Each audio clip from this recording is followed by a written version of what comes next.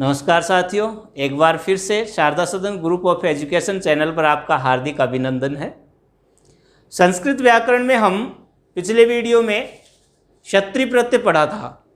क्षत्रिय प्रत्यय और सानच प्रत्यय दोनों में थोड़ा सा अंतर है, बाकी सेम है, पूरी कंडीशन सेम है। देखो पिछले वीडियो में हमने जो पढ़ा क्षत्रिय प्रत्यय वो किसके साथ जुड़ा था, ध्यान हो तो आपको मैंने आपको बताया था कि वो जुड़ा था परस्मैपदी धातु के साथ में। किसके साथ में? परस्मैपदी धातु के साथ में जोड़ा जाता है। कौन सा? क्षत्रिय प्रत्यय। जबकि ये प्रत्यय आत्मनेपदी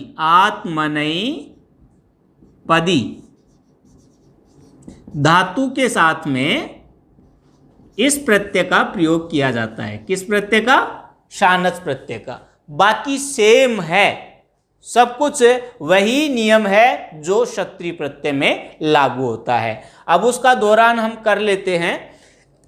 नंबर 1, ये वर्तमान काल के अर्थ में, वर्तमान कालार्थ है। वर्तमान काल में इसका प्रयोग होता है। किसका? सानच प्रत्यय का। सानच प्रत्यय का वर्तमान काल में इसका प्रयोग होता है। हिंदी में यदि देखें तो हुए अर्थ में इसका प्रयोग किया जाता है। किस अर्थ में? हुए अर्थ में इसका प्रयोग किया जाता है। नंबर 2। नंबर 3, आत्मनेपदी धातु के साथ में, आत्मनेपदी धातु के साथ इसका प्रयोग किया जाता है। किसके साथ किया जाता है? आत्मनेपदी धातु के साथ में इसका प्रयोग किया जाता है। नंबर 4, यदि हम देखें तो ये विशेषणवत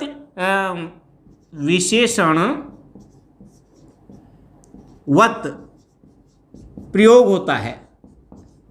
इस प्रत्यय का प्रयोग विशेषणवत होता है, यानी विशेषण के रूप में इसका प्रयोग किया जाता है। और नंबर 5, ये एक विकारी प्रत्यय है।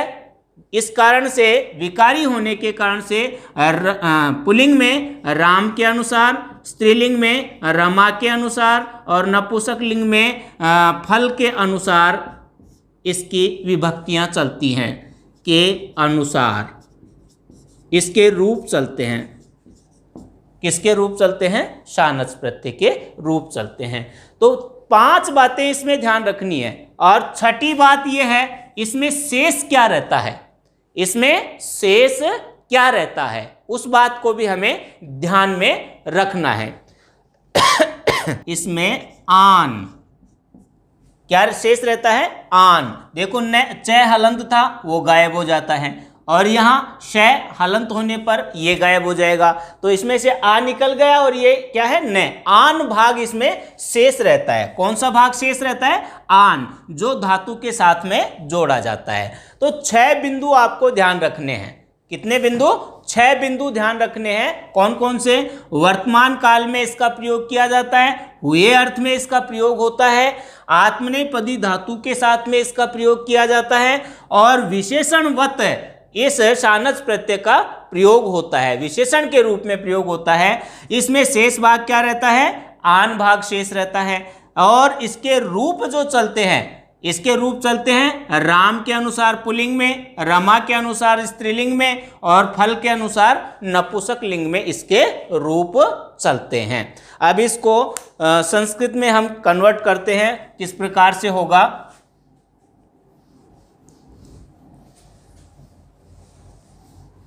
संस्कृत में लिख लेते हैं इसको। अस्य प्रत्ययस्य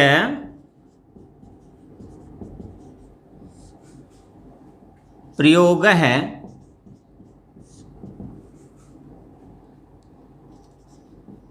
आत्मनेपदी धातुभ्यः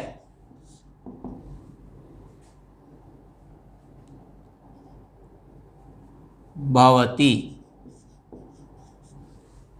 आत्मनेपदी धातुओं के साथ होता है। किसके साथ होता है? आत्मनेपदी धातु के साथ। और वर्तमान कालार्थे, वर्तमान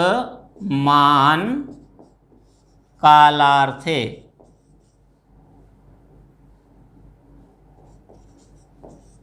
वर्तमान कालार्थे अयम प्रयुक्त है।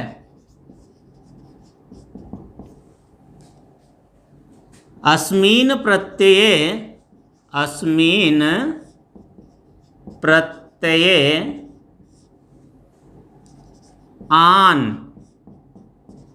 इति भागः अवशिष्यते। इस प्रत्यय में आन भाग शेष रहता है। अस्य प्रत्ययस्य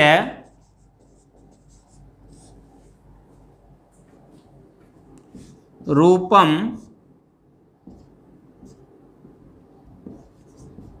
पुल्लिंगे रामवत, स्त्रीलिंगे रमावत, नपुंसकलिंगे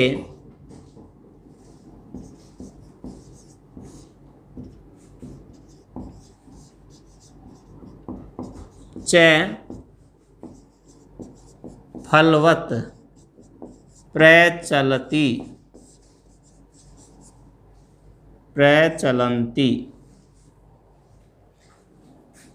इसके रूप पुल्लिंग में राम के समान, स्त्रीलिंग में रमा के समान और नपुंसक लिंग में फल के समान चलते हैं। विशेषणवत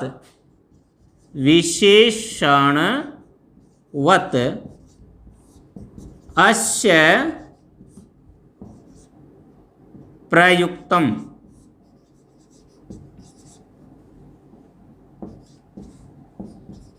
अयम प्रयुक्तम भवति। यह किसके समान प्रयोग होता है? विशेषण के समान इसका प्रयोग किया जाता है। इस बात का ध्यान रखना भाई, इस बात का, किस बात का? आन। इसमें जो शेष रहता है ना, वो आन भाग शेष रहता है। कौन सा भाग शेष रहता है? आन भाग शेष रहता है, जो धातु के साथ में जोड़ा जाता है। कौन से धातुओं के साथ प्रयोग होता है? आत्मनेपदी धातुओं के साथ में इसका प्रयोग होता है।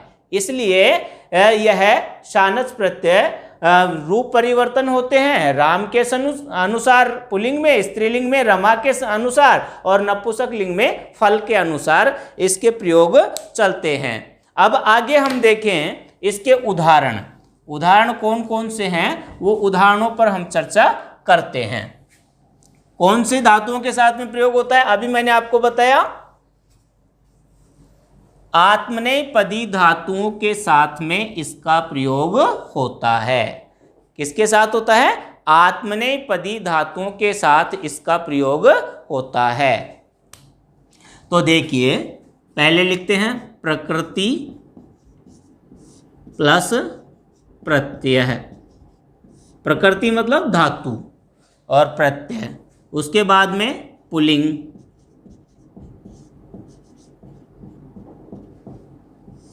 पुल्लिंग में राम के अनुसार और फिर स्त्रीलिंग,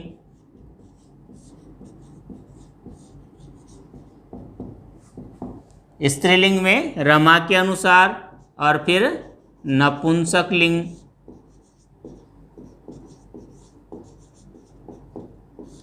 नपुंसक लिंग में किसके अनुसार? फल के अनुसार। तो हम लिखते हैं, पहले धातु लिख लेते हैं।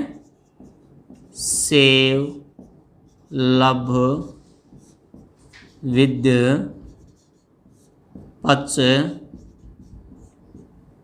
वर्त, वर्ध, ये धातुएं हैं। कुछ धातुएं और भी बहुत सी हैं, लेकिन इनको ही हम देख लेते हैं एक बार। इनके साथ में प्रत्यय जोड़ रहे हैं सानच। कौन सा प्रत्यय जोड़ेंगे? सानच। सानच प्रत्यय इसके साथ में जोड़ते हैं। शेष क्या बचता है इसमें भाई? आन शेष रहता है। अब इसके साथ में आन भाग जोड़ते जाइए और ये बनता जाएगा सेवमान है। क्या बन जाएगा? पुल्लिंग में सेवमान है, स्त्रीलिंग में सेवमानाः, और नपुंसकलिंग में सेवमानम, सेवमानम। लब का लेते हैं तो लभमान है। स्त्रीलिंग में लभमाना, नपुंसकलिंग में लभमानम। विद्य का करते हैं तो विद्यमान है, इसका विद्यमाना, विद्यमानम।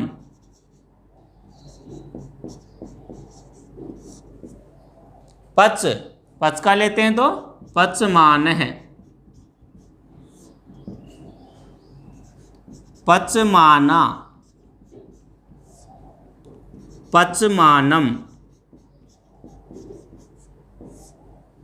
वर्त का लेते हैं तो वर्तमान है, वर्तमाना, वर्तमानम। वर्ध का लेते हैं तो वर्धमान है, वर्धमाना, वर्धमानम।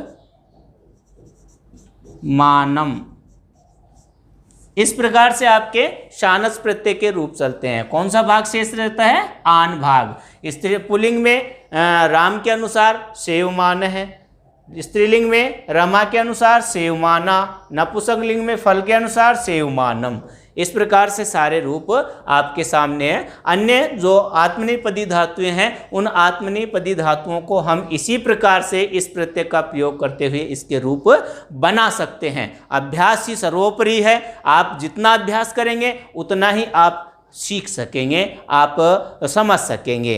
अब ये था शानच प्रत्यय। अब तीसरा प्रत्यय लेते हैं तव्यत् प्रत्यय। तीसरा प्रत्यय है तव्यत् प्रत्यय।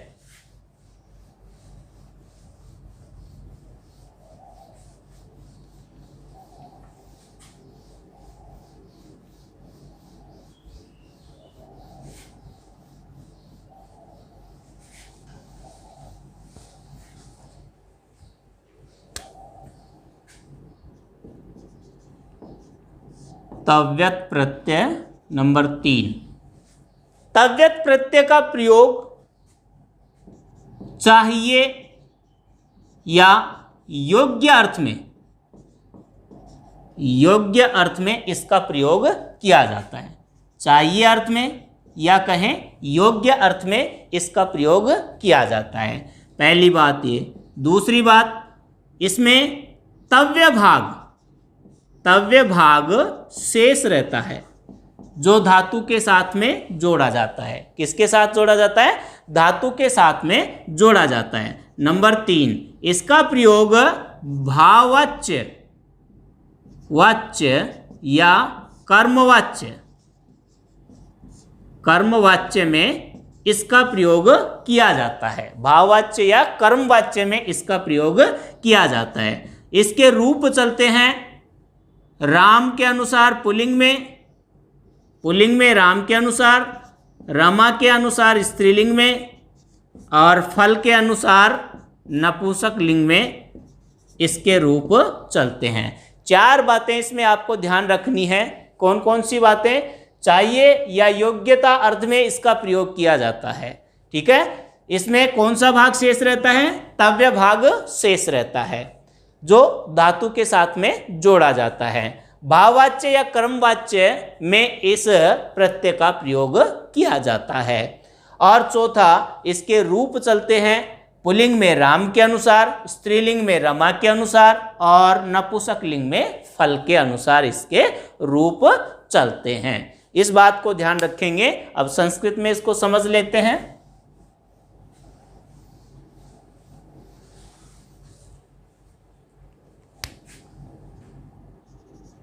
अस्य प्रत्ययस्य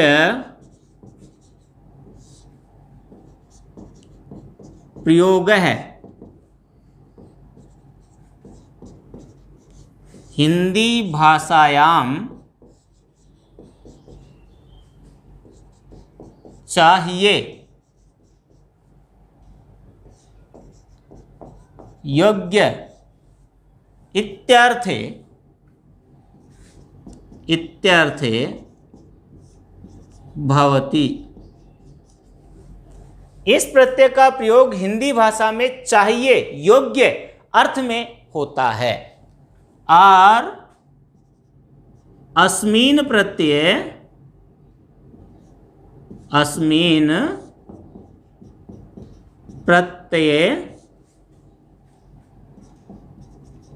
तव्य इति भागः अवशिष्यते। इस प्रत्यय में तव्य भाग शेष रहता है। कौन सा भाग शेष रहता है? तव्य भाग शेष रहता है। भाववाच्य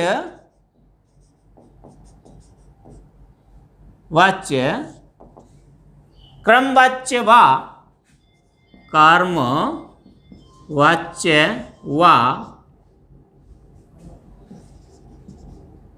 अस्य प्रत्ययस्य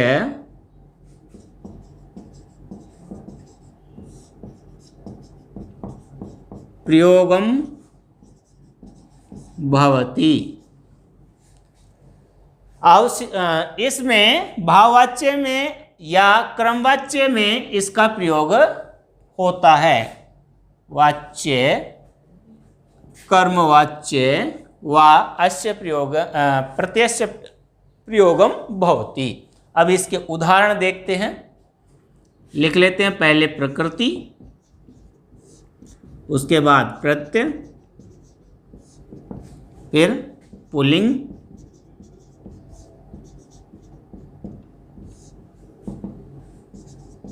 स्त्रीलिंग,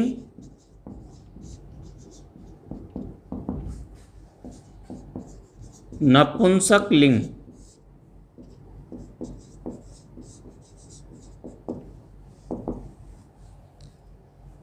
देखते हैं उदाहरण।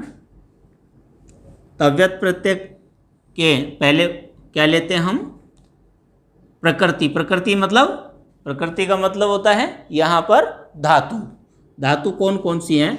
पठ, लिख,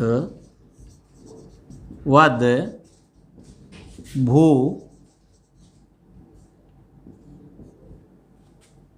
दा, धाव, चल आदि। बहुत सी धातुएं, लेकिन इतनी धातुओं को एक बार हम स्पष्ट कर लेते हैं। इसके साथ में प्रत्यय आ रहा है हमारा तव्यत। तव्यत प्रत्यय में तव्य भाग से शेष रहता है। यह आपको अच्छी तरह से ध्यान में होना चाहिए। कौन सा भाग? तव्य भाग शेष रहता है। तो क्या बनेगा? पठितव्य, पठितव्य, पठितव्या, पठितव्यम।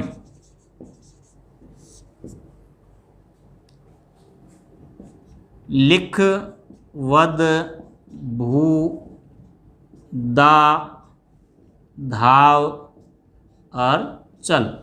लिख के लिए होगा लिखितव्य, लिखितव्या, लिखितव्यम।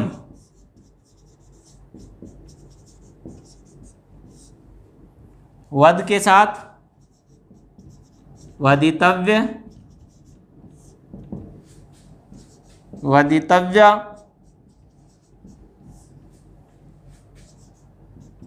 वदितव्यम। भू के साथ भवितव्य, भवितव्या, भवितव्यम।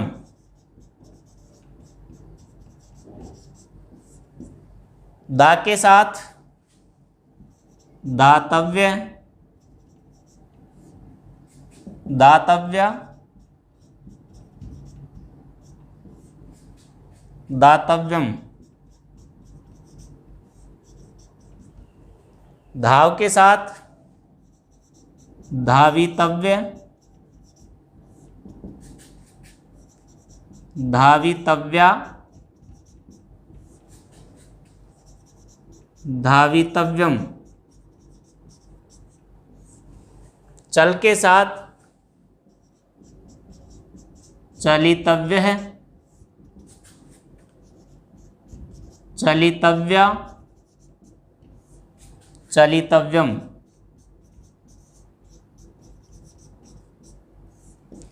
इस प्रकार से हम तव्यत के रूप देख सकते हैं। ठीक है, ये कुछ धातुएं मैंने आपको स्पष्ट की हैं, तव्यत प्रत्यय इसके साथ जोड़ा है। ये ध्यान रखना कि आप इसमें शेष क्या रहता है और इसके रूप किसके अनुसार चलते हैं। पुल्लिंग में राम के अनुसार, स्त्रीलिंग में रमा के अनुसार और नपुंसक लिंग में फल के अनुसार इसके रूप चलते हैं। प्रथमा विभक्ति में इस प्रकार से इसका प्रयोग किया जा सकता है। तो ये था तव्यत प्रत्यय। अब अगला प्रत्यय लेते हैं अनियर प्रत्यय। सेम सा ही है, अनियर प्रत्यय भी इसी अर्थ में इसका प्रयोग होता है, बस थोड़ा सा परिवर्तन है। और वो परिवर्तन क्या है कि उसमें अनीय भाग शेष रहता है, बाकी सेम है। पूरी स्थिति वो की वो स्थिति है जो तव्यत प्रत्यय में होती है। तव्यत प्रत्यय के अनुसार ही इस अनियर प्रत्यय का भी प्रयोग किया जाता है, जो भाववाच्य क्रमवाच्य में उसका प्रयोग होता है और एक विशेषण पद का निर्माण ये करते हैं। तव्यत प्रत्यय, अनियर प्रत्यय। चौथा है अनियर प्रत्यय। अनियर प्रत्यय में इसका प्रयोग देख लेते हैं। अस्य प्रत्ययस्य प्रयोग है चाहिए, योग्य इत्यर्थे भवति। अस्मिन् प्रत्यये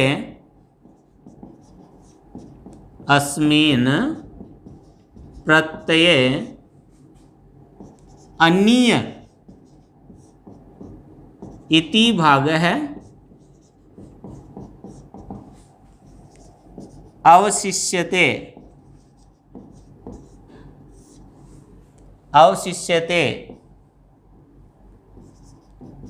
भाववाच्य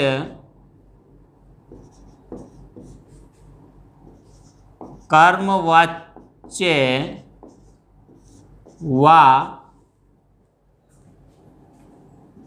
अस्य प्रयोगः भवति।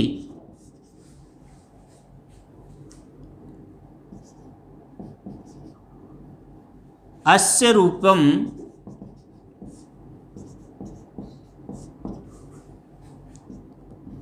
पुल्लिंगे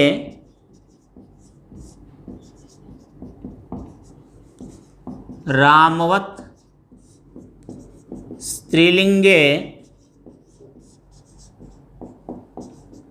रमावत्, नपुंसकलिंगे च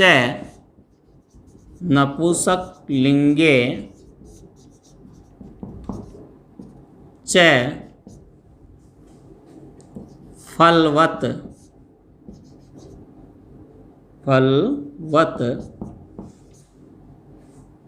भवन्ति। ठीक है, अब बात करते हैं इसके उदाहरण, यानी इसमें जो शेष रहता है ना उस पर विशेष फोकस रखना है आपको। शेष क्या रहता है? अनीय भाग। जो अनीय भाग है वह धातु के साथ में जुड़ता है। चाहिए या योग्यता के अर्थ में, योग्य के अर्थ में इसका प्रयोग किया जाता है। इस बात का विशेष ध्यान रखेंगे आप। हर प्रत्यय में 4 प्रत्यय, चौथा प्रत्यय मैं आपको बता रहा हूं। पहला बताया था क्षत्रिय प्रत्यय, दूसरा सानस, तीसरा तव्यत और चौथा अनियर प्रत्यय। इन चारों में आप केवल शेष भाग जो रहता है ना वो भी याद रख लेंगे तो आप आसानी से ये पहचान कर सकेंगे कि वहां पर कौन सा प्रत्यय है। उस प्रत्यय को भली भांति जान सकेंगे। ठीक है, तो आइए इसके उदाहरण देखते हैं। प्रकृति प्लस प्रत्यय, पुल्लिंग स्त्रीलिंग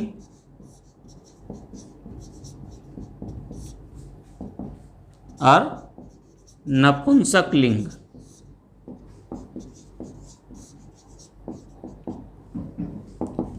इसके हम उदाहरण देखते हैं। पहले प्रकृति ले लेते हैं। दृश्य, पठ, चल, वद, दा, धाव, लिख। ये ले लिए कुछ उदाहरण।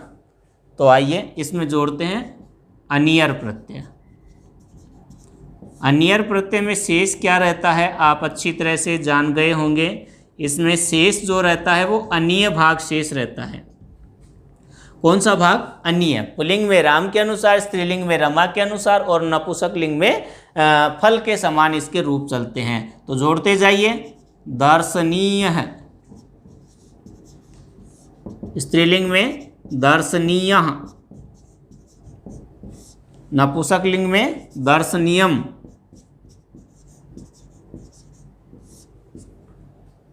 पठ का पठनीय है, पठनीया, पठनीयम, चल का चलनीय, चलनिया,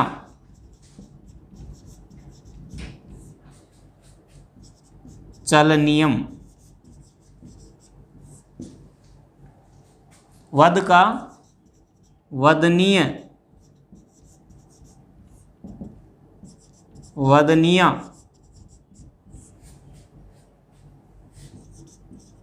वदनीयम, दा का दानीय, दानिया, दानियम, धाव का धावनीय, धावनीयम, धावनीया, धावनीयम, और लिख का लेखनीय, नियह, लेखनीयम, लेखनीया और लेखनीयम। इस प्रकार से आप अनियर प्रत्यय लगा सकते हैं। देखो अनियर प्रत्यय में शेष जो रहता है ना उस पर विशेष ध्यान रखना। अनीय भाग शेष रहता है। पुल्लिंग में राम के अनुसार जैसे रामय होता है, स्त्रीलिंग में रमा होता है और नपुंसक लिंग में फलम होता है। उसी प्रकार से आप इसके रूप बना सकते हैं। आज के लिए बस इतना ही। धन्यवाद। अगले वीडियो में फिर लेके आएंगे आपके कृत तद्धित प्रत्यय जो अगले वीडियो में पढ़ाएंगे। तब तक के लिए शुभ दिन।